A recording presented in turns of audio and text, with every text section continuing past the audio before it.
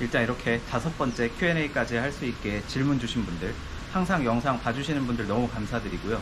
이렇게 새해 특집으로 Q&A를 한 번 더 하게 됐는데, 사실 이번에도 영상이 좀 길죠. 그래서 제가 챕터를 다 나눠놨고 최대한 많은 답변을 드리려고 했는데 어쩔 수 없이 생략을 해야 되는 부분도 있었어요. 그리고 영상이 좀 길기 때문에 그냥 마치 라디오처럼 그냥 소리만 들을 수 있도록 제가 최대한 발성도 신경 써서 할 테니까 그렇게 켜놓고 그냥 아 이런 얘기 떠드는구나 그렇게만 들으셔도 좋을 것 같아요. 자, 첫 번째 질문이 태국에서 한국과 한국인의 이미지. 이거는 제가 예전에도 Q&A 때 한번 말씀드린 것 같은데 우리 한국인들이 굉장히 관심이 많은 주제죠. 그래서 한 번 더 말씀드릴게요. 뭐 10대, 20대, 30대 같은 경우는 워낙 한국이 대세인 거 다 알고 계실 테니까 일단 그 부분은 패스하고 한 50대 이상의 세대들한테 어떤 변화가 일어나는지 좀 말씀드리면, 제 영상에 자주 나오는 여사친 있죠. 그 여사친의 아버지가 한국 안티였대. 몇 년 전까지만 해도 한국을 되게 무시하고 싫어하고 그런 사람이었는데 몇 년 전에 송중기, 송혜교가 나오는 태양의 후예, 그거를 본 뒤부터 한국에 빠져버려가지고 그때부터는 퇴근하자마자 한국 드라마 보자고 가족들한테, 딸한테, 와이프한테 그렇게 이야기를 하고, 더 웃긴 거는 그 태양의 후예를 보고 퇴근길에 편의점에 들러서 봉다리째 소주를 달랑달랑 들고 온다는 거예요. 그러면서 소주를 마시면서, 이 태국 아버지가 소주를 마시면서 한국 드라마를 본다는 거예요. 와, 그거 듣고 이게 진짜 한류구나. 제가 깜짝 놀랐거든요. 물론 이건 수많은 예시 중에 하나의 예시일 뿐이지만 그러한 변화가 태국 사회에서 차츰차츰 일어나고 있는 게 아닌가, 그렇게 볼 수 있을 것 같아요. 두 번째가 태국인에게 기회는, 그러니까 태국인에게 기회라는 게 있나, 그 계층 상승의 기회가 있나, 이런 디테일한 질문을 주셔서 제가 조금 이렇게 묶어서 말씀드리는 거거든요. 결론부터 말씀드리면 기회는 솔직히 서민들한테 과연 있을까라는 생각이 들어요. 우리나라 같은 경우도 뭐 기회 평등 이런 얘기 막 많이 나오잖아요, 뉴스에서. 우리나라가 기회가 이만큼 있다면 저는 태국은 기회가 요만큼 진짜 거의 없는 거라고 생각을 하는데, 아시다시피 그냥 태국에서 일반 서민으로 태어났을 때 최대로 벌 수 있는 돈이 예를 들어 뭐 한 달에 60만 원이다. 그럼 그 한 달에 60만 원 벌어서 언제 뭘 하죠? 태국에서 생계 유지하는데 그 60만 원 뭐 다 쓰고 남는 게 하나도 없을 텐데. 제가 예전에 아유타야의 한 반도체 공장에 일 때문에 간 적이 있어요. 그때 거기 직원이랑 이제 얘기를 할 기회가 있었는데 그 직원이 저한테 하는 얘기가, 나는 공장에서 일한 지 한 5년이 넘었는데 12,000바트를 받는데요. 그러면 한 40만 원 조금 넘죠. 자기의 소원은 한국 여행을 한번 가는 거예요. 그래서 물어봤어요. 그러면 얼마를 모아야 한국 여행을 갈 수 있냐. 자기는 최대한 많이 모아서 월급의 10%, 그러니까 한 1,000밭, 한 4만 원 정도를 꾸준히 모으고 있대요. 그래서 한 3년 정도 모으면은 한국 여행 한 4박 5일을 갈 수 있다고. 와, 제가 그 얘기 듣고 우리가 최저시급을 받으면서 돈을 세이브해서 어디 여행 가는 거랑 태국인들, 즉 직장인이 어떻게 돈을 모아서 해외여행 한번 가는 거랑 이 개념 자체가 다르구나. 내가 직장인인데 3년 동안 일해서 월급의 10%씩 모아서 한국 여행을 4박 5일 한번 간다? 그 돈 모아서 언제 뭘 하고 뭘 할 수 있을까? 이 태국에서 성공을 하려면 일단 해외로 나와야 되는 그런 것들이 있는데, 해외에 나와서 뭐 공부를 한다든지 말도 안 되죠. 태국에서 그냥 먹고 사는데 급급하고 그렇게 이제 일생이 다 흘러갈 텐데. 그래서 어떻게 보면 태국인들한테는 기회라는 게 사실 우리가 생각하는 기회랑은 좀 개념이 다르지 않나, 그런 생각이 드네요. 태국에서의 치안, 뭐 밤에 돌아다니는 거나 시비 거는 거, 뭐 싸움 이런 거에 대해 질문 주셨는데, 기본적으로 태국은 저는 안전하다고 말씀드리고 싶어요. 태국에서 오히려 위험한 거는 개들이죠, 개들. 근데 개는 제가 나중에 또 말씀드리고, 근데 이걸 태국인들한테 물어보면 태국은 위험한 나라다, 사건 사고가 많이 일어난다, 이런 얘기를 하는데, 그거는 그 태국인들이 뉴스를 보니까, 뉴스라는 거는 사실 일상적인 일이 아니라 사고가 터졌을 때 뉴스로 나오는 거잖아요. 그러니까 그 분별을 못하는 태국인들은 아, 우리나라는 위험한 나라야 라고 말을 하고 있지만, 사실은 우리가 여행자의 입장에서 봤을 때 태국은 절대 위험한 나라가 아니라는 거. 오히려 위험한 나라라고 하면은 뭐 납치가 일어나는 아프리카나 남미 이런 나라들이겠죠. 태국은 이렇게 평화로운데. 그러니까 우리가 여행자로서 엮일 수 있는 일들을 다 감안을 하더라도 굉장히 저는 안전한 국가라고 말씀드리고 싶어요. 이 부분은 진짜로. 그 다음 태국인의 시간 개념에 대해서, 이 태국인들이 보통 약속 시간에 뭐 늦는다 이런 얘기를 하시는데 맞는 얘기예요. 근데 저는 이렇게 생각을 해요. 태국 방콕을 기준으로 봤을 때 우리가 약속 시간이 예를 들어 저녁 6시다. 그러면 우리 한국에서 같은 경우는 6시 직전에 도착할 수 있도록 이 교통 체계가 딱 잡혀 있는데, 태국은 방콕 여행 해보신 분들은 아시겠지만 이 교통 체증이 장난 아니에요. 10분 걸릴 거리가 1시간, 2시간 걸리는 경우도 있거든요, 진짜로. 제 영상 중에도 그런 장면이 나오긴 하는데, 그래서 태국인들이 항상 하는 얘기가 약속 시간 늦으면 로띠, 차가 막힌다라는 태국어죠. 항상 그걸 변명으로 대고, 남들은 그 늦은 걸 알지만 그냥 이해하는, 어떻게 보면 그게 시간 개념이지 않나 싶고, 그리고 또 하나는 태국어를 공부해 보신 분들은 아시겠지만 태국인들이 가끔 영어로 예를 들어 2o'clock이라고 한다.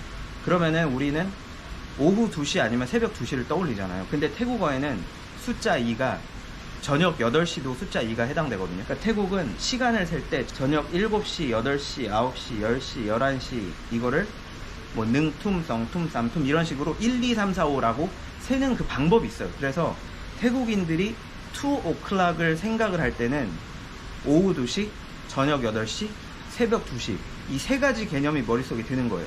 3이라는 숫자는 마찬가지고 오후 3시, 저녁 9시, 새벽 3시 이런 식으로. 태국 공부하신 분들은 제가 무슨 이야기 하는지 아실 거예요. 그거는 그 태국인이 영어가 능숙하지 않을 때 보통 그러한 뭐 실수, 가끔 미스커뮤니케이션이 일어나죠. 마약 합법화와 길거리 음식에 대한 위험성. 일단 우리 여행객이 마약을 몰래 먹을 확률은 저는 없다고 생각을 해요. 왜냐하면 그 대마초 그림이 그냥 대문짝만하게 붙어 있거든요. 초록색으로. 뭐 네온사인도 번쩍번쩍하고 보통 그런 식당들 보면. 그리고 길거리 음식의 위험성은 글쎄요. 저는 길거리 음식을 항상 먹는 사람인데 실제로 위생이 좋냐 하면 위생은 글쎄요. 돈 만진 손으로 음식 만지는 경우를 너무 많이 봐서. 그렇다고 그거를 먹지 말라라고 말씀 못 드리겠어요. 왜냐하면 너무 맛있거든요. 태국어를 모르는 한국인이 가면 좋은 곳, 방콕, 파타야 제외. 그러니까 한국인이 가면 좋다라는 말의 뜻을 제가 좀 해석해보면, 내가 거길 갔을 때 한국인이네 하면서 막 태국인들이 더 살갑게 다가가지고 친구가 쉽게 될 수 있는 그런 곳을 원하시는 거잖아요. 뭔가 내가 시선을 느낄 수 있는. 그거는 사실 멀리 안 가셔도 됩니다. 방콕 시내에도 많아요. 제가 몇 군데 찍어드리면 방카삐라는 지역이 있어요. 그리고 방케라는 지역이 있어요. 그 두 군데는 이렇게 한국인이 돌아다니면 이렇게 시선을 많이 느낄 수가 있고, 어디서 왔냐 그러면 한국에서 왔다고 하면 와 좋아하는 경우가 많아요. 근데 뭐 방콕 한복판에 뭐 싸얌이라든지 뭐 액가마이라든지 이런 데는 백날 가봐야 뭐 거기는 외국인들도 많고 뭐 외국인을 워낙 많이 보는 사람들이기 때문에 그 지역 사람들은, 그러니까 방콕에서도 외국인들이 잘 가지 않는, 제가 방금 말씀드린 곳, 그런 곳 가시면은 좀 시선 집중을 받을 수 있지 않나 생각을 합니다. 태국의 음악 문화와 좋아하는 가수. 일단 태국 사람들은 음악을 굉장히 좋아하죠. 대부분은 태국 음악을 좋아하면서 한국 음악을 좋아하는 부류도 있고, 미국의 이제 팝송을 좋아하는 부류도 있고, 뭐 여러 가지 부류가 있을 텐데, 제가 개인적으로 좋아하는 가수는 뭐 몇 명 있어요. 뭐 마이짜른 뿌라라고 이게 약간은 좀 오래된 국민 가수인데, 제가 이 가수를 좋아한다니까 제 주변 지인들이 우리 엄마도 안 듣는 노래를 네가 왜 듣냐고 막 그 옛날 노래를. 저는 그때 그 감성이 뭔가 저랑 잘 맞는 것 같아요. 한번 들어보시면 아실 거예요. 조금 신세대로 넘어오면 니우찌우라는 여자 듀엣이 있는데 그 가수 노래도 웬만한 거 다 알고요. 그리고 다엔돌핀, 굉장히 유명한 태국 가수죠. 다엔돌핀의 노래도 저는 모르는 게 없는 것 같아요. 거의 다 들어봐서. 처음에 말씀드린 마이짜른 프라의 낙근 빠일레오 한번 들어보세요. 이거 들으면서 태국 여행하시면은 이게 태국이구나 하실 수 있을 것 같아요. 태국 대학 입학 과정과 분위기 그리고 졸업 등이 어려운지. 제가 입학하는 거는 첫 번째 Q&A 때 말씀드렸으니까 그 부분은 제가 넘어갈게요. 대학 분위기도 대학 썰 때 좀 말씀드렸고, 졸업한지 어려운지 말씀드리면, 저는 태국에서 대학교를 한 군데밖에 안 다녀봐서 다른 학교는 잘 모르겠는데, 제가 다닌 탄마사의 경우는 솔직히 저 졸업 못할 뻔했어요. 왜냐하면 이게 상대평가잖아요. 근데 이 친구들이 공부를 너무 잘해요. 너무 열심히 하고, 그러니까 마치 이게 고등학교 때 공부 열심히 하는 그런 느낌? 아니 애들이 대학생인데, 대학생이면은 우리는 약간 놀 법도 한데 또 그렇지도 않은 것 같아요. 뭐 시험 기간만 되면, 뭐 사실 시험 기간뿐만 아니라 공부 장난 아니고 엄청 열정적이고, 이제 수업이 끝나고 쉬는 시간 때 앞에 우르르 나가서 교수한테 어찌나 질문을 많이 하는지 몇십 명이 둘러싸여서 교수가 하는 얘기 이렇게 귀담아 듣고 진짜 그래요. 이게 매일매일 그래요. 그래서 야, 얘네들 진짜 열정적으로 공부하는구나. 와, 나는 수업도 제대로 안 듣고 수업 시간에 태국어나 공부하고 있고 이런데 얘네들은 이렇게 공부하는 거야. 그러니까 제가 성적이 사실 굉장히 낮죠. 얘네들한테 다 밀려갖고 제가 성적이 되게 낮아요. 태국의 재벌 이야기. 재벌 이야기요? 제가 재벌을 만나본 적이 없는데 사실 재벌까지는 아니고 그냥 하나의 에피소드를 하나 말씀드릴게요. 태국에서는 보통 발렛 파킹 할 때 팁을 준단 말이에요. 조금 고급 술집에 가면. 근데 그 팁을 줄 때도 차가 어떤 급이냐에 따라 주는 단위가 다르다고 해요. 예를 들어 평범한 승용차면은 뭐 100밭을 준다.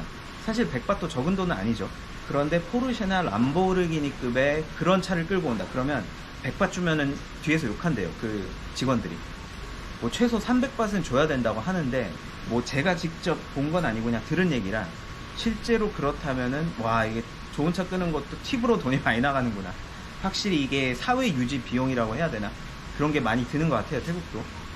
태국인들은 남녀가 쉽게 헤어지는 것 같은데 그런지 이거는 진짜 케바케라고 합니다. 케바케. 그런 경우도 있고 아닌 경우도 있고. 너무 시시한 답변이잖아요. 근데 제가 보기에 이런 건 있는 것 같아요. 태국 남자들은 태국 여자한테 잘 안 매달리는 경향. 그게 아예 안 매달린다는 게 아니라 아무래도 남녀 비율 자체가 태국은 여자가 훨씬 많고 우리나라는 남자가 더 많기 때문에 태국에선 어떻게 보면 남자가 약간 갑의 위치에 있으니까 오히려 여자가 매달리는 경우가 많다고는 들었어요. 저도 실제로 뭐 통계 자료를 제가 본 건 아니지만 그냥 체감상 그런 건 있었던 것 같아요. 그래서 오히려 여자가 남자한테 매달리는 경우가 좀 많지 않나 그렇게 생각을 합니다. 태국의 국뽕 자부심은 어떤지. 태국도 국뽕 장난 아니죠. 근데 저는 이렇게 생각해요. 그 해외 경험이 많은 태국인들은 국뽕이 많이 없는 것 같아요. 왜냐하면 세계 속에서 태국의 위치를 어느 정도 알기 때문에, 개발도상국이라는 거. 그런데 평생 태국 안에서 살던 그 태국인들은 이 세계 속에서 태국의 위치를 잘 모르기 때문에 태국은 최고, 우리나라가 최고, 식민지배 한 번도 받은 적 없고 일본이랑도 가까운 나라, 막 이런 것들. 어떻게 보면 그렇게 생각하는 경향성이 있지 않나? 저는 그렇게 생각을 합니다. 배경을 조금씩 바꿔가면서 할게요. 지루할 수도 있으니까 보시는 분들. 태국인의 성교육 및 성문화에 대해서. 이거 어려운 질문 주셨는데 사실 성교육 같은 거는 제가 제 지인들한테 물어보니까 우리나라랑 비슷한 것 같아요. 근데 차이점이 뭐냐면은 태국의 어떤 학교들은 그 학교 안에 자판기가 있는데 피임 기구 자판기가 있다 그래요. 그래서 제가 왜 학교에서 쓰려고 그게 학교에 자판기가 있느냐 물어봤더니 그건 아니고 만일의 상황에 대비해서 그거를 학교에 자판기를 배치해 둔다는 거예요. 물론 다 있는 건 아닌데 자기가 다닌 학교에는 있었대요. 그럼 태국 10대들은 어떠냐 뭐 물어봤더니 우리나라랑 별반 다른 것 같지 않은데요. 태국은 불교 국가인데 크리스마스는 왜 즐기는지. 이거는 제가 예전에도 한번 Q&A에서 말씀드린 것 같은데, 그러니까 태국인들은 항상 우리 한국인들한테 하는 말이 있어요. 왜 한국인들은 왜 이렇게 애국주의자들이 많냐. 그럼 우리는 또 그렇진 않잖아요. 이게 굉장히 오해를 살 만한 이야기가 뭐냐면 이 애국주의라는 말 자체가 태국 같은 경우는 어떠한 외국 문물을 혹은 외국 문화를 잘 받아들이는데 한국은 그걸 잘 받아들이지 않는다는 거예요. 그래서 우리나라 같은 경우는 어딜 가도 한식당밖에 없고 대부분 어딜 가도 케이팝만 거의 나오고, 태국 같은 경우는 집 앞 쇼핑몰만 가도 일식당, 중식당, 한식당, 이탈리아 식당 다 있으니까 어디서든 쉽게 찾을 수 있으니까. 그래서 태국 같은 경우는 크리스마스든 뭐 할로윈이든 그런 축제 같은 거를 그냥 하나의 그냥 이벤트로 받아들이는 것 같아요. 꼭 크리스마스가 어떤 기독교적인 날이다 그거를 떠나서. 아무튼 태국이 뭐 이렇다고 합니다. 제가 느낀 바로도 그렇고요. 태국 대학생의 인간관계에 대해서, 만약에 동기가 나이가 50살이라면, 제가 말씀드렸죠. 태국 대학교에서는 나이 차이를 떠나서 일단은 친구라고, 학사 같은 경우. 근데 만약에 나이가 50살이다 그러면은 친구가 되진 않겠죠. 왜냐면 아버지 뻘인데 아버지보다 더 많을 수도 있는데 어떻게 보면. 근데 사실 그 나이 때 입학하시는 분들이 없어서 저도 어떨지 모르겠는데, 솔직히 태국인의 입장에서 봤을 때 그거는 당연히 친구는 아니죠. 나이 차이가 30살이 난다면. 제가 보기에 친구가 될 수 있는 나이는 같은 동기라면 한 많아야 3, 4살 차이. 한 5살 정도부터는 이제 P라고 부르는 약간 윗사람처럼 느껴지는 것 같아요. 태국 남부 4개 주는 위험한지. 저는 솔직히 이 4개 남부주를 가본 적이 없어요. 근데 제가 몇 년 전에 이제 한창 통역 일을 열심히 할 때 남부의 어떤 군사시설에 통역이 필요하다고 해서 제가 그때 연락을 받았는데 이거를 제 지인한테 얘기를 하니까 절대 가지 말라는 거예요. 아니 왜 가지 말라고 하느냐 그랬더니 태국인들도 꺼려서 안 가는 곳을 외국인인 네가 가면은 타겟이 될 수도 있다는 거예요. 근데 나 혼자 가는 게 아니라 어찌됐건 나도 일 때문에 그 여러 사람들이랑 같이 있을 텐데 그것도 위험하냐 그랬더니 그래서 타겟이 될 수 있다라고 제 지인은 이야기를 하더라고요. 근데 저는 사실은 잘 모르겠어요. 그래서 제가 직접 가보지 않았기 때문에 그 4개 지역이 얼마나 위험한지는 잘 모르겠어요. 태국의 사회 갈등에 대해서 우리나라의 지역 갈등이나 세대 갈등, 남녀 갈등처럼 사실 이거는 지금 세계의 흐름 자체가 흘러가면서 뭔가 비슷하게 갈등들이 생겨나는 게 아닌가 싶거든요. 근데 우리나라에 있는 갈등도 태국에서도 비슷하게 나는 것 같고요. 왜냐하면은 제가 이러한 어떤 갈등에 대해서 태국인들이랑 이야기할 때마다 태국인들도 다 공감을 하는 거예요. 우리도 그렇다. 우리도 그런 갈등이 있다. 그런 얘기를 하면서 세대 갈등, 부모와 자식 세대 간의 그 갈등, 뭐 예를 들어 엄마 나는 한국어 공부하고 싶어. 근데 부모는 야 무슨 한국어야. 중국어나 일본어 해야지. 이런 경우 이게 어떻게 보면 세대 갈등이 될 수도 있고 지역 갈등은 이제 정치적인 이야기가 나오기 때문에 제가 조금 스킵을 해야 될 것 같고요. 남녀 갈등은 사실 근데 없는 것 같은데요. 태국의 남녀 갈등 이야기를 들어본 적이 없고 일단은 태국은 성소수자들이 이렇게 사회에 나와서 왕성히 활동하는 나라 중에 한 나라잖아요. 우리나라랑은 많이 다른 문화이기 때문에 뭐 남자는 뭐 해야 돼, 여자는 뭐 해야 돼 그런 갈등은 딱히 없는 것 같아요. 만약에 있다 한들 우리나라보다 그 강도는 훨씬 적지 않나 그런 생각이 드네요. 도이창은 스타벅스와 같은 상징성이 있는지. 이 도이창이 그 태국의 커피 브랜드잖아요. 저도 들어는 봤어요. 근데 저는 커피를 마시지 않아서 잘은 모르겠는데 제가 이 질문을 받고 답을 어떻게 해야 될지 몰라서 주변 태국인 지인한테 3명한테 물어봤는데 그게 무슨 브랜드냐요. 처음 들어본다고. 아니 나도 커피를 안 마시는 사람이지만 나도 들어본 적이 있는데 태국인인 네가 모르냐 그랬더니 모르는 거예요. 그래서 제가 보여줬더니 이런 게 있구나, 로컬 브랜드구나 하면서 모르는 거예요. 3명 다. 그래서 스타벅스 같은 상징성은 없지 않나. 아는 사람은 아는데 모르는 사람은 모르는 약간 그런 브랜드라는 이미지.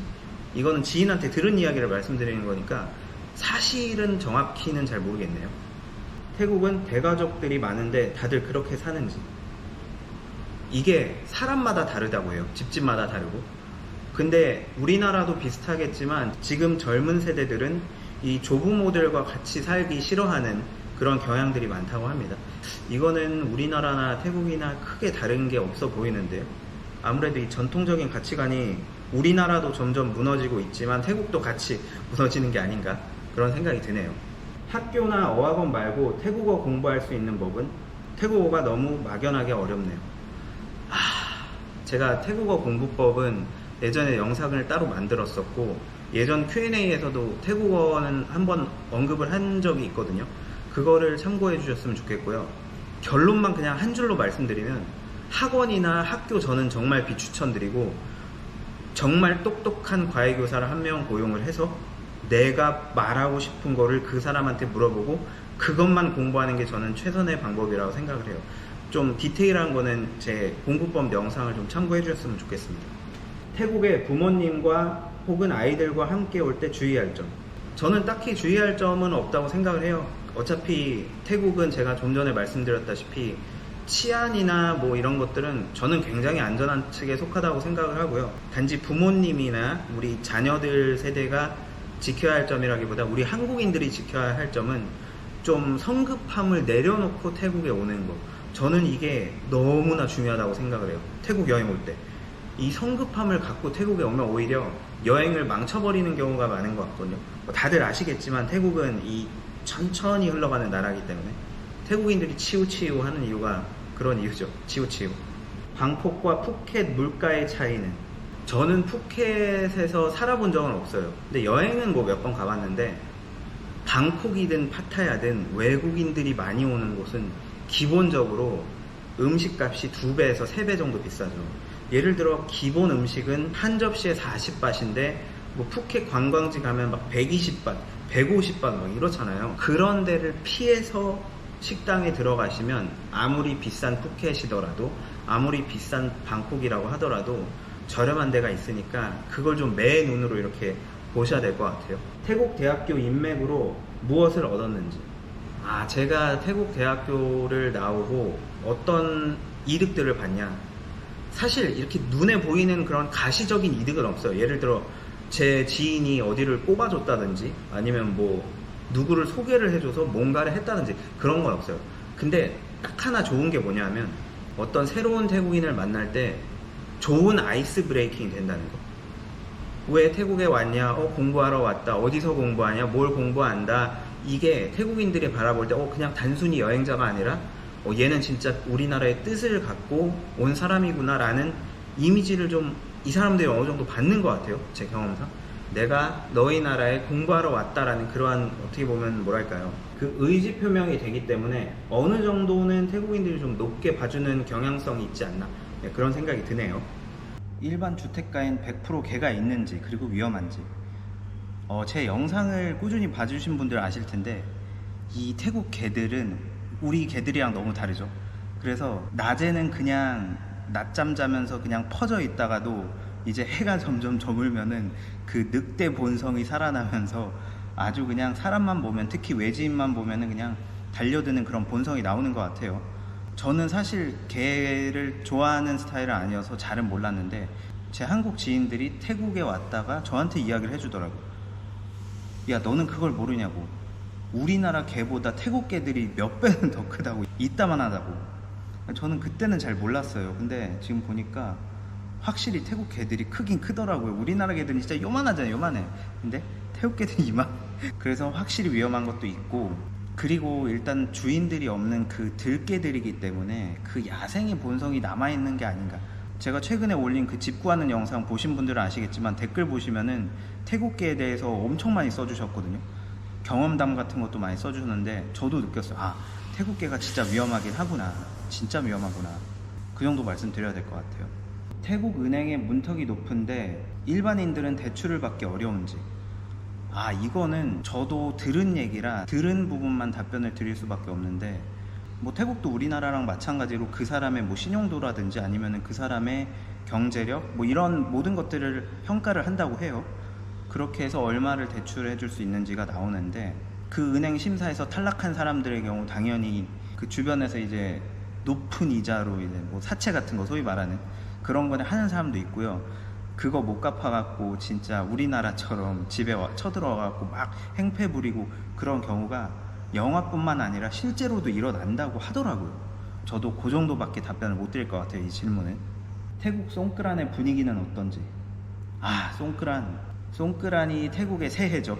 4월 중순쯤에 있는 전국적으로 일어나는 이 축제, 뭐 대표적으로 이제 송크란 물축제가 있는데, 사실은 이때는 진짜 태국 전역이 거의 마비가 되고 방콕은 유령 도시가 되죠. 왜 유령 도시가 되느냐, 방콕에 있는 사람들은 다 고향을 가기 때문에. 그래서 방콕 거리에 차들이 없어요, 송크란 때는. 대신에 그 거리를 메우는 게 이제 외국인들, 그리고 물총 들고 이제 물축제 하는 그 젊은 태국인들과 수많은 관광객들, 그 사람들이 이제 방콕을 메우게 되죠. 물론 이거는 번화가에서 그렇게 축제를 하고요. 일반 주택가나 골목가 이런 도로들 같은 경우는 그냥 사람들이 차를 이렇게 쭉 타고 가면서 그 트럭 같은 거 있죠. 거기서 타고 있는 사람들이 그 물 휙휙 뿌리는, 그리고 얼굴에 밀가루 묻히고 그런 정도. 아니면 길거리에서 음악 틀어놓고 춤추고 아침부터 술 마시고, 거의 그런 분위기라고 보시면 될 것 같아요. 송크란 올해 꼭 즐겨야 되는데 4월달에 꼭 태국 오셔야 될 것 같은데요, 올해는. 태국 유튜버들 보면 이제 한두 번 본 사이인데 뭐 지인들 집에 데려가는 걸 많이 봤다, 원래 문화가 이런지. 요거는 제가 조금 말씀드려야 될 게 있어요.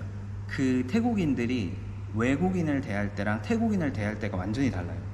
그러니까 외국인을 대할 때는 뭔가 선을 넘는 행동들을 쉽게 할 수 있거든요. 그러니까 선을 넘는다는 게 나쁘다는 게 아니라 예를 들어 한두 번 본 사이인데 우리 집에 초대를 한다든지 하는 경우, 한두 번 본 사이인데 내 지인들을 소개를 해준다든지, 그거는 태국인들 사이에는 별로 일어나지 않는 일인데 태국어를 못하는 외국인이기 때문에 뭔가 태국인이 선뜻 쉽게 그런 행동을 한다, 이런 얘기를 태국인들이 하더라고요. 저도 실제로 공감하고요. 제가 태국어를 할 때는 이 사람들이 저를 태국인처럼 대하지만 제가 영어로 할 때는 이 사람들이 저를 외국인으로 대접하기 때문에 이게 달라요, 이게. 그래서 내가 어떻게 대접을 받고 싶느냐에 따라 언어 선택을 해서 저도 말을 하는 경우가 있고요.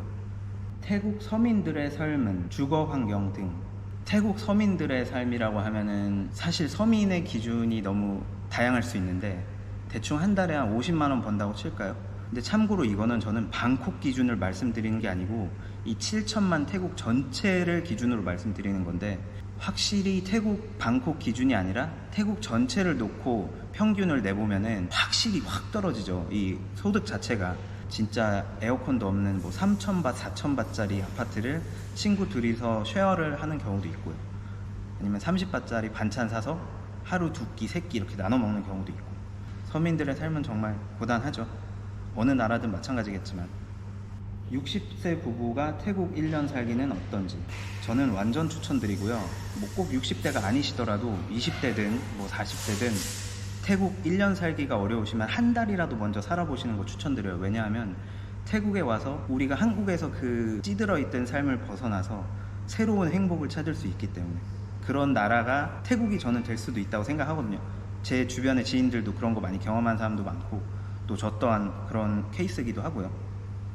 태국에서 유용하게 살 약이나 병원, 그리고 아플 때는 뭘 먹는지, 되게 의학적인 부분이라 제가 답변 드리기 너무 어려운데요. 제가 그냥 한국과 태국의 약간의 차이를 말씀드리면, 우리나라에서 처방전이 필요한 약 같은 경우, 우리 같은 경우는 그 약이 무조건 처방전이 필요한데 태국에서는 처방전 없이 구매할 수 있는 경우들이 많더라고요. 물론 그 종류가 되게 많아갖고 제가 뭐 일일이 말씀드리기 어렵지만, 그리고 태국 사람들이 아플 때는 우리랑 비슷한 것 같은데요. 태국어로 쪽이라 그래서 죽이죠. 죽 같은 거 먹고, 아니면은 카우똠이라 그래서 그것도 죽인데 덜 질척거리는 죽이라고 해야 되나? 그러니까 밥을 끓인 게 카우똠이고요. 쪽 하면은 죽이랑 같은 거라고 보시면 될 것 같아요. 어쨌든 뭐 그런 걸 먹지 않나 싶습니다. 태국 아이들도 유튜브를 많이 보는지. 아이들이요? 뭐 아이들이라고 하면 이제 초딩이나 초딩 이하를 기준으로 본다면, 저도 뭐 제 주변에 뭐 초딩들이 많지 않아서 잘은 모르겠는데 이런 얘기 많이 들었어요. 우리나라 먹방 유튜버들 엄청 본다고. 매 식사 시간만 되면은 우리 유명한 먹방 유튜버 분들 있잖아요. 뭐 떵깨님이라든지 뭐 쯔양 이런 분들, 그거 켜놓고 그냥 먹는 거예요. 야, 태국 애들까지 이제 우리나라의 먹방이 아주 미쳤구나. 그러니까 그 먹방에 나오는 그 음식들을 엄마한테 사달라고 그렇게 보채죠, 태국 애들이. 뭐 태국 애들도 우리나라 유튜브도 많이 보는 것 같아요. 뭐 애들은 사실 국적에 관계없이 보는 경향이 있는지는 모르겠지만. 태국에서 술친구 찾는 법. 이거 태국에서 술친구 못 찾으실 것 같은데.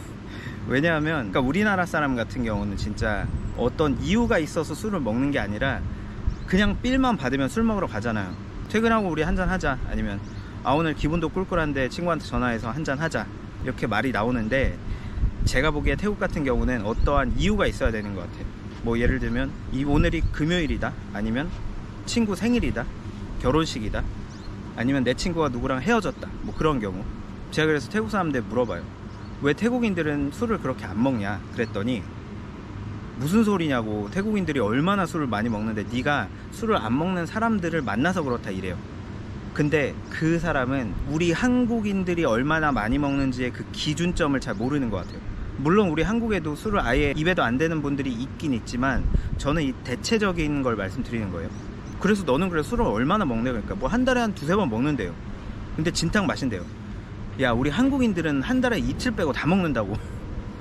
물론 술 부심은 좋지 않은 거지만 어찌됐건 뭐 그런 식으로 그런 농담을 이렇게 주고받고 하는데, 어쨌든 그러한 기준점이 다르고, 그렇기 때문에 이 같이 술을 자주 마실 친구를 찾기는 어렵지 않나. 그냥 한국 친구를 찾으시는 게 나을 것 같아요.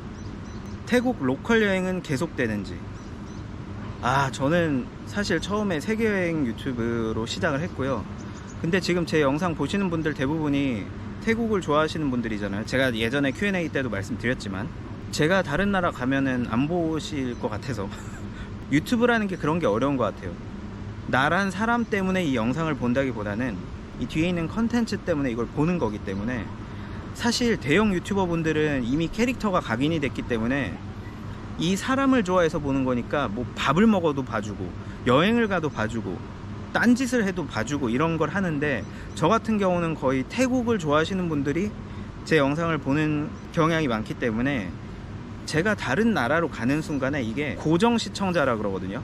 제 영상을 꾸준히 보시는 분들의 비율이 확 떨어져요. 그럼 그게 떨어지면 유튜브에서 점점 노출도를 줄여버리거든요. 즉 내 영상을 보고 있지 않은 사람한테 노출을 시켜줘야 이게 조회수가 올라가고 구독자가 올라가는 건데, 그러면서 채널이 커지는 건데, 그 자체가 성립이 안 돼 버리는 거예요. 기존에 보던 분들이 이거를 안 보기 시작하면서. 그렇기 때문에 유튜브 채널을 키우려면은 지금 제 영상을 보고 계신 분들을 나중에 영상을 제가 올렸을 때 또 클릭을 하게끔 제가 만들어야 돼요. 그런 다음에야 새로운 시청자들한테 또 영상이 가거든요.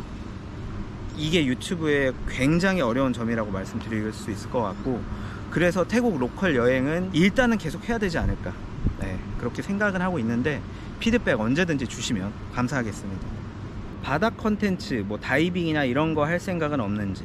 사실 제가 보시다시피 뭔가 되게 액티브한 사람은 아니잖아요. 뭐 액티비티를 한다거나 그런 스타일이 아니기 때문에 저는 진짜 앉아서 마시고 그냥 경치 구경하고 이런 걸 좋아하거든요. 아니면 현지인들 만나서 수다 떨고. 근데 제가 바다에서 뭐 다이빙 하는 모습을 언제 보여드릴 수 있을지 모르겠는데, 바다 가는 건 좀 보여드릴게요. 그래도 태국 하면 또 바다잖아요. 이 푸르른 바다도 좀 보고. 지금 여기 배경 보이시죠? 여기도 괜찮은 것 같은데, 어쨌든 그 정도로 답변 드릴 수 있을 것 같아요. 태국의 부정부패 사례는, 부정부패는 사례가 너무 많아서 이거는 하나부터 끝까지 다 말씀드리기 어려울 것 같고요. 저는 개인적으로 과장을 조금 못해서 그냥 돈이면 다 된다, 태국은. 전 그렇게 생각을 해요. 부정부패는 어디서든 일어나지 않을까. 뭐 예를 들어 우리가 기부 입학을 할 때도 마찬가지고, 제 지인 중에 어떤 여동생이 공부를 좀 못했는데 명문대 타이틀이 필요했대요. 그래서 어떤 그 학교의 관계자를 만나서 어느 정도의 기부금을 내니까 받아줬다, 이런 얘기는 들었거든요. 우리나라도 기부 입학제가 지금 있는지 모르겠어요. 되나요 지금도? 근데 어찌됐건 태국은 아직도 좀 어느 정도는 만연하게 성행이 되고 있지 않나, 뭐 제 개인적인 생각이고 또 제가 들은 바로 이렇게 판단을 하건데 그런 것 같아요. 여사친이 여친이 안 되는 이유는 아, 여사친. 요즘 제 영상에 자주 등장하는 여사친을 말씀하시는 거죠. 아, 제가 그 어떻게 앞날이 창창한 여사친의 앞길을 막을 수가 있겠습니까? 그 친구는 저보다 훨씬 어리고 비록 동기긴 하지만 제가 대학교를 늦게 갔기 때문에 아직 할 일이 많아요. 제가 이렇게 앞길을 막으면 안 되니까. 농담이고요. 저는 뭐 이렇게 생각을 해요. 뭐 제 개인적인 생각인데 이게 틀릴 수도 있어요. 제가 태국에서 살아오면서 수많은 사람들을 만날 기회가 있었는데, 어떤 사람들은 그냥 스쳐가는 인연도 있었고, 어떤 사람들은 깊은 관계를 유지하면서 진짜 10년 가까이 만나는 사람도 있거든요. 근데 이 친구 같은 경우는 제가 알게 된 지도 거의 얼추 이제 10년 가까이 됐고, 제가 태국 사람들한테 잘 느끼지 못하는, 뭐랄까요, 그 총명함? 영리함? 굉장히 이제 똑똑하거든요. 근데 만약에 우리가 어떤 관계로 발전해 나가면은 이제 이게 인간관계가 틀어질 가능성이 높잖아요. 저는 적어도 제가 태국에서 있으면서 내가 신뢰할 수 있는 사람 몇 명 정도는 있었으면 좋겠는데, 이 친구가 그 사람 중에 한 명이거든요. 뭐 몇 명 더 있긴 한데 많지는 않아요. 기껏 해봐야 뭐 한 4손가락?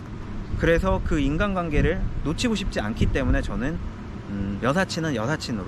그리고 또 저랑 이렇게 되면은 또 미래가 또 어떻게 될지 모르니까. 살면서 우울했던 적은 있는지. 아, 제 개인적인 질문 이렇게 주셨는데, 사실 이거를 말씀드리면은 너무 이 개인적인 이야기가 많이 들어갈 것 같아서 일단 생략은 하고요. 제가 지금까지 살아온 인생을 이렇게 봤을 때 딱 두 동강을 낸다면 그 터닝 포인트가 태국 유학을 오기 전과 후로 나눌 수 있을 것 같아요. 태국 유학을 오기 전에는 나란 사람의 어떤 능력을 갖고 있고 어떤 걸 잘할 수 있고 어떤 걸 못하는지 그런 것들을 볼 기회가 많이 없었거든요. 근데 태국 유학을 오고 나서, 그리고 세계 여행을 떠나면서 내가 뭘 좋아하고 뭘 싫어하고 뭘 잘하고 뭘 못하는지, 그리고 내가 어떤 일을 할 때 행복한지 어떤 일을 할 때 행복하지 않은지를 할 경험들을 많이 가져왔던 것 같아요. 그래서 그 전까지의 시기가 우울했다라고 한다면 그 이후 시기는 이제 우울함에서 벗어나서 어떻게 보면 정말 나만의 길을 찾아가는 시기라고 할까요? 그래서 어떻게 보면 행복이라는 그 궁극적인 목표에 조금 더 다가간 게 아닌가 생각이 듭니다. 학창시절에 공부를 잘했는지, 공부를 얼마나 잘해야 잘한다고 할까요? 제가 예전에 중학교 때 어떤 과목을 85점을 받았는데 제 친구가 50점을 받고 저한테 야 85점이면 엄청 잘한 거지 그러더라고요. 저는 그때 목표가 85점이 아니었거든요. 저는 더 높은 곳을 바라봤거든요. 뭐 간단하게 말씀드리면 저는 고등학교는 인문계 문과 출신이고 그래서 반에서는 한 3, 4등 왔다 갔다 했던 것 같아요. 저희 반이 30명에서 35명 정도 있었는데 그 당시에 딱 그 정도 성적이었어요. 태국에서 계속 살 건지 질문 주셨는데 사실 저는 태국을 떠날 생각을 했었어요. 그게 벌써 한 2년이 넘었는데 첫 번째 Q&A 영상 보신 분들 아시겠지만 저는 영어랑 태국어를 이제 공부했으니까 하나 언어를 더 하고 싶은 거예요. 근데 제가 그때 공부하고 싶었던 언어가 러시아어였어요. 그래서 저는 러시아어를 공부하자는 핑계로 그걸 빌미로 삼아서 한 2년 전쯤에 개발 협력 분야로 제 진로를 이제 굳히려고 했거든요. 그래서 코이카라는 곳이 있어요.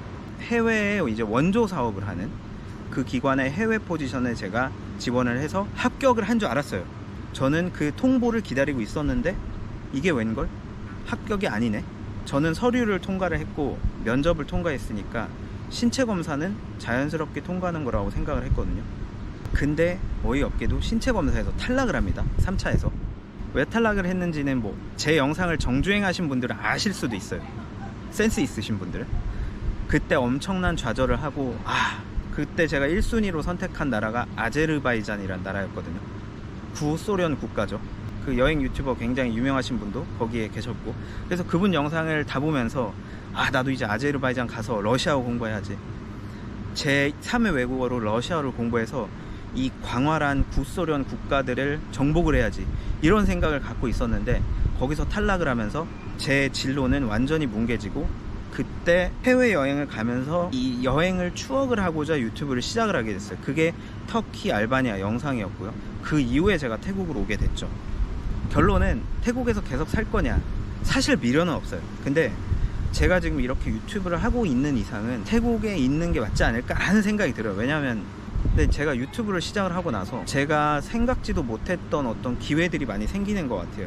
태국 내에서 제가 할 수 있는 일들이 예전에는 막연하게 내가 할 수 있는 일은 요거밖에 없을 거야 라고 생각을 했지만 유튜브라는 걸 시작을 하고 나서 뭔가 보이지 않던 길들이 어느 정도 이렇게 보이는 거, 물론 그게 희미한 길일 수도 있지만 어찌됐건 내가 보이지 않던 부분들이 보인다는 게 되게 중요한 것 같고 그래서 일단은 태국에 계속 있지 않을까라는 생각을 갖고 있네요.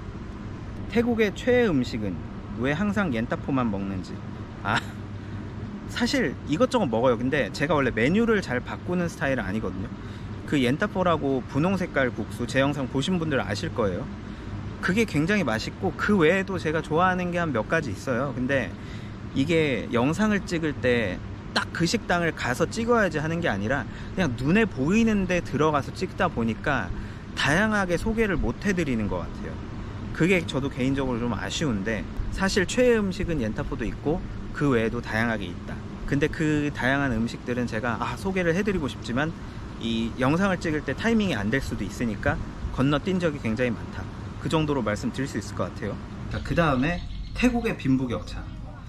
뭐 예를 들어 우리 집이 뭐를 하고 있는데 너도 한번 와봐라. 우리 집이 뭘 하고 있는데 어딜 가봤다. 뭐 이런 얘기를 들으셨다고 해요.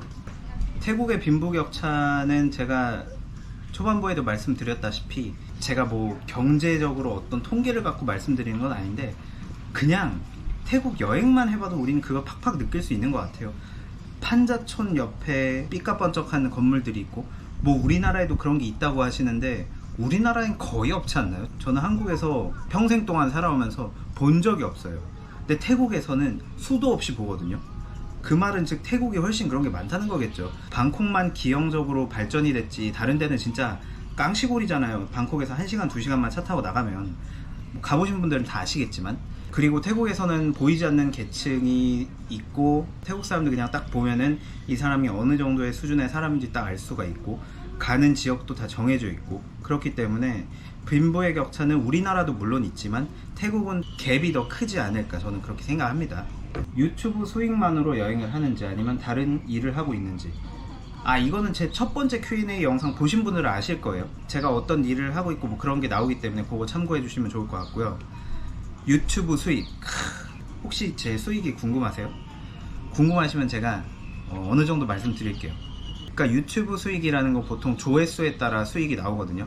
물론 채널마다 국적마다 다 달라요. 그거는 일반화하기 어려운데 제가 유튜브를 통해서 총 벌어들인 수익이 궁금하시면 제 채널 정보란에 들어가셔서 총 조회수를 한번 보세요. 그 조회수 곱하기 3 하면은 얼추 제가 번 돈이 나옵니다. 단위는 원화고요. 근데 그렇다고 돈을 많이 번 거냐? 절대 많이 번 거 아니죠. 왜냐하면은 쓴 돈이 그만큼 많고 기회비용이 그만큼 많이 들어갔기 때문에 사실상 남는 건 거의 없다. 그래서 유튜브 하는 분들이 광고를 따로 받는 거거든요.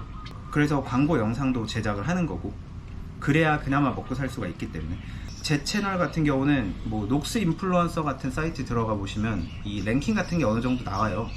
제가 얼추 한 상위 4% 돼요. 지금 기준이. 유튜브 하는 분들 중에서 상위 4%예요. 그러면 숫자로 보면 절대 낮은 게 아닌데 그렇다고 해서 돈을 많이 버는 거냐? 절대 아니거든요. 우리가 유튜브 딱 키면은 나오는 막 수십만 구독자 혹은 그 이상의 채널들은 진짜 대형이죠. 진짜 0.1%. 정말 희귀한 정말 극소수의 분들인데 우리는 그런 사람들이 사실 많다고 생각을 하죠. 절대 그렇지 않은데. 그래서 결론은 유튜브 수익으로 먹고만 살고 있진 않고 제 영상 꾸준히 보시는 분들 아시겠지만 광고 영상도 간간히 받고 있고요. 그리고 유튜브만 하고 있지 않다. 본업은 첫 번째 Q&A 참고해 주시면 감사하겠습니다. 영어를 어떻게 공부했는지 2번이나 얘기를 해준다면서 해주지 않았네요. 네. 이거 제가 2번이나 스킵을 했는데 이번엔 꼭 말씀드릴게요. 왜냐면 제가 영상에서 영어를 거의 안 하기 때문에 따로 영어를 언급을 해야 되나 라는 생각이 있었어요. 근데 어찌됐건 궁금해 하시니까 저 같은 경우는 예전 Q&A 보신 분들 아시겠지만 수능을 4번을 봤어요. 그 4번을 보면서 영어 독해에 대한 건 어떻게 보면 거의 뗐다고 보시면 되고요. 그때 하도 많이 했기 때문에. 근데 이제 말하기 듣기를 못 하잖아요. 근데 저는 어렸을 때부터 외국어 공부를 되게 좋아했어요. 어렸을 때부터 세계 여러 나라에 관심이 많고 이 외국인들과 대화를 해야겠다라는 그런 게 있었기 때문에 저는 외국어를 내뱉는 거에 대한 겁이 없어요. 다른 거는 제가 뭘 할 때 부끄러워해도 외국어를 할 때는 부끄럽지가 않더라고요. 뻔뻔하게 외국어를 할 수 있어요. 그래서 제가 10년 전쯤에 카우치서핑이라고 아시는 분들 아시겠지만 외국인들이 이렇게 오면은 우리 집을 이렇게 무료로 내어서 이제 재워주는 그런 사이트가 있는데 그런 것들을 하면서 외국인들을 굉장히 많이 만났어요. 제가 그래서 리뷰가 꽤 괜찮거든요. 호스트로서. 그렇게 외국인들 받아주면서 영어 실력도 키웠고 또 세계 일주도 했었고 예전에 호주 워킹홀리데이 갔을 때도 제가 카우치서핑을 통해서 호주 사람 4명이 사는 집에서 머문 적이 있거든요. 그때 한 달 정도 제가 신세를 졌는데 그때 배운 영어가 어떻게 보면은 정말 귀중한 영어였던 것 같아요. 호주 사람을 만날 때 어떤 식으로 영어를 하는지, 그 사람이 이렇게 답을 할 때는 나는 어떤 식으로 행동을 해야 되는지, 즉 이 영어를 모국어로 쓰는 사람들하고 어떤 식으로 대화를 이끌어 나가야 되는지를 그 호주 사람 4명한테 배웠어요. 한 달 동안. 물론 그 친구들도 저처럼 여행을 좋아하고 굉장히 오픈마인드인 사람들이기 때문에 세계 여행도 굉장히 많이 다녔고 외국인들 만나는 것도 좋아하고 외국어 공부 좋아하고 그렇기 때문에 쉽게 더 많이 배울 수 있었던 것 같아요. 그 당시에 영어는 그렇게 공부를 했고요. 뭐 저도 유학을 올 때 IELTS 시험도 봤었고 취업준비생 시절에는 토익이나 오픽 이런 것도 다 봤고요. 그러니까 영어 같은 경우는 뭐 원래 외국어를 좋아도 했지만 우리나라는 또 반강제적으로 하는 경향이 있잖아요. 그래서 그렇게 공부한 것도 상당히 많았던 것 같아요. 최근 연애는 언제인지, 그리고 한국인인지 태국인인지. 가장 최근이 2년이 넘었고요. 그러니까 태국계 미국인이었어요. 근데 이렇게 답변 드리면 너무 짧으니까 왜 헤어졌는지 말씀드릴게요. 그러니까 이게 제가 태국에서 살면서 이제 몇 명을 만나봤는데 공통적인 게 있었어요. 태국어로는 라이프 스타일이라고 하죠. 라이프 스타일이 다른 건데 저 사람이 갖고 있는 스타일과 제 라이프 스타일이 너무 다른 거예요. 예를 들어 저는 돈이 있건 없던지 간에 뭔가 길거리 음식 먹는 거 좋아하고 야시장 가는 거 좋아하고, 근데 이 여자들은 그거를 싫어하는 거예요. 그러니까 태국은 계층이 제가 나눠져 있다고 말씀드렸잖아요. 그러니까 그 사람들은 야시장을 갈 레벨이 아닌 사람들인 거예요. 제가 예전 Q&A에서도 말씀드렸죠. 뭐 쿤노라고 해서 귀하게 자란 여자들, 그런 사람들은 약간 이런 사람들이랑 안 섞이려고 하는 그런 게 있거든요. 야시장을 갈 레벨들이 아니에요, 확실히 제가 봐도. 근데 우리는 사실 야시장을 가든 안 가든 뭐 크게 문제는 없잖아요. 갈 수도 있는 거잖아요. 돈이 있건 없던지 간에. 뭐 내가 꼭 우아하게만 다녀야 되나, 가끔 이렇게 털털하게 야시장도 갈 수 있고 그런 건데, 태국은 그렇지가 않다는 거. 그래서 처음에 만났던 여자가 그걸 너무 싫어하길래 그 첫 번째 여자를 통해서 알게 된 두 번째 여자친구가 있었는데, 그 친구는 저보다 많이 어렸어요. 근데 그 친구는 야시장을 같이 가주더라고요. 그래서 나는 너무 좋다, 네가 야시장도 이렇게 같이 가주고. 그러니까 몇 번 가더니 나중에 저한테 그러더라고요. 사실 나도 이런데 좋아하지 않는다고, 나도 원래 이런데 안 좋아하는데 하도 좋아하는 모습이 보이니까 그냥 같이 가주는 거라고 하는 거예요. 그래서 와, 그때 뒤통수를 한 대 맞는 듯한 느낌. 그래서 태국이 이런 나라고. 물론 그 친구도 집이 좀 잘 살았어요. 영국에서 대학교를 나오고 이제 대학원을 들어가려고 했던 시기였는데, 그러니까 집이 좀 굉장히 잘 살았어요. 국제학교 비싼데 나오고 그런 친구였는데, 어찌됐건지 간에 태국에서 어느 정도 산다는 사람들은 그런 야시장 같은 데 안 다니거든요. 우리 한국 사람들 좋아하잖아요. 그럼 이런 얘기가 나올 수 있죠. 그럼 야시장 다니는 태국 여자를 만나면 되지 않냐. 근데 저는 그 당시에는 그렇게 생각을 했어요.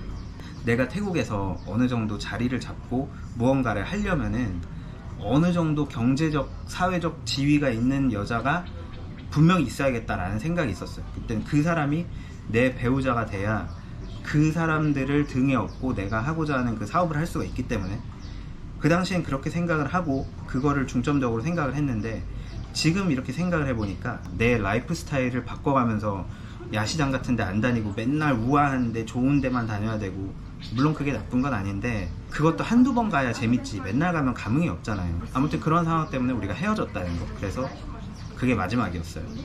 이렇게 5번째 Q&A를 마치게 됐네요. 사실 제가 질문에 답변 못 드린 것도 있고요, 조금 요약한 것도 있고 같이 답변 드린 것도 있거든요. 정말 꼭 답변이 필요하시면 인스타 DM이나 이메일 주시면 제가 최대한 답변 드릴 테니까 연락을 주시고요. 오늘 긴 영상 이렇게 봐주셔서 너무 감사드린데, 이 마지막까지 봐주신 분이 과연 몇 분이나 계실까 궁금하네요. 혹시 계시면 좀 댓글로 알려주시겠어요? 궁금해갖고 저도. 아무튼 오늘 긴 영상 봐주셔서 너무 감사드리고, 그럼 저는 다음에 뵙겠습니다. 감사합니다.